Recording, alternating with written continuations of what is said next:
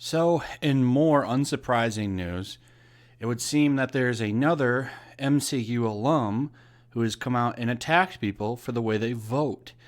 We see this a lot in the actual comic area of this Marvel property stuff, but it's not a surprise to see it start leaking over into the movies as well. This idea that you can pretty much tell most of your, well, at least half of your customers, right?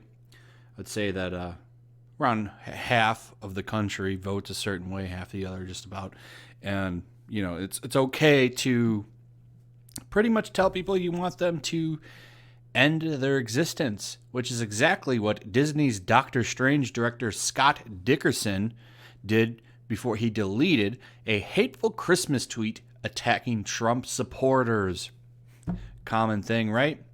It's about what we see all the time, you know, being attacked for the views that you hold. So, of course, let's take a look at what he had to say. This isn't a very long thing. Post a dinner chat with my NRA supporting, AR-15 defending, Trump voting, ignoramus brother-in-law was all good and friendly until I had to make it clear to that redneck a-hole MFer that he has the blood of many children on his hands. That's what Christmas is for, right? How does, first off, he have the blood of many people on his hands? So I don't want to get into the actual policies. That's not what I'm doing here. I'm just highlighting the fact that he's saying, you know, people that vote this way are stupid. And, you know, if you believe in parts of the Constitution, you're stupid. You know, it's this smug ivory tower, we're on the right side of history way of thinking. And if you support a certain thing, you know, we don't want your money because you're lesser than human. It's like the dehumanizing thing that these people do all of the time.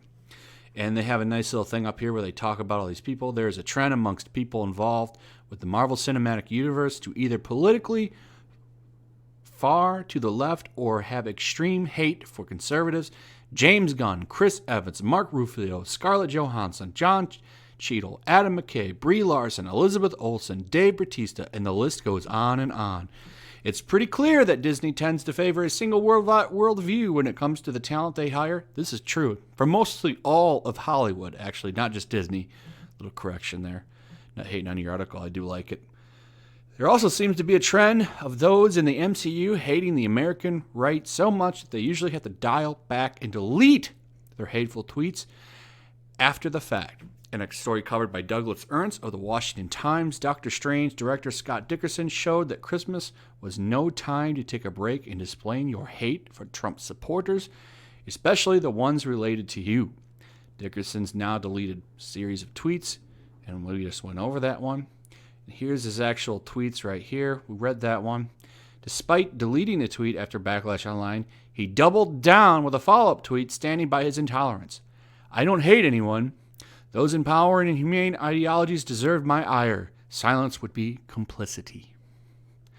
And he confirmed to The Hollywood Reporter that he is to be returning to the MCU to direct his sequel for Doctor Strange, which starts production in 2020. When it comes to Disney and Marvel, Dickerson isn't going anywhere for now. Let's take a look at what Doug wrote, too. And here is the original article by Mr. Ernst, who, if you didn't know, has a YouTube channel. Good channel. You can check it out. You just Google, YouTube his name, Douglas Ernst. You'll find it. He's been a long-time supporter of my channel. I've liked his channel for a long time. I would definitely check it out. He is actually a legit journalist, as you can see here, the Washington Times. And here's the actual article that was not sent to me first. But it's pretty much exactly what we just read, but they did link to it. The other article had the actual tweet, which is why I used it over this one. But I did want to give props to the man himself. There it is. So, you know, this isn't really a big shocker to anybody. We know about this stuff. Look at this from Ethan Van Sciver. We can really see the tolerance of these people. More threats from Anti-Comicsgate. These animals just won't stop. And then we have the fantastic LNC showing a picture of people looking down at a body in a trunk. Ethan should really think about what happened to blank all those years ago. It would be a shame if something like that happened again. Dump his fake A in the lake. Then you see his name with 2 skull and crossbones. And this is exactly what people have to deal with every day from these psychopaths. Good times, huh? Just a guy wants to make a frog comic and talk about the industry, and this is what he gets. Death threats. Exciting stuff, huh? And then, you come over here and you get told that you have blood on your hands because you went to the ballot box. Fun, interesting times to be not on the left. But anyway, let me know what you thought about this. What are your thoughts on this? Do you think that there's any change on this? Do you think that this guy is going to be the next Chuck Wendig to have a meltdown? This Scott Dickerson guy? Kind of seems that way, huh? Maybe. Someone should go through his timeline and see the kind of nasty stuff he said before he got popular.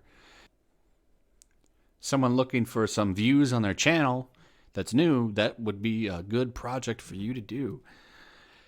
So, yeah, anyway, let me know what you think about all of that in the comments. Also, check out my links. I got a link to my Patreon if you want to support me. Got a link to my Stream Me as well.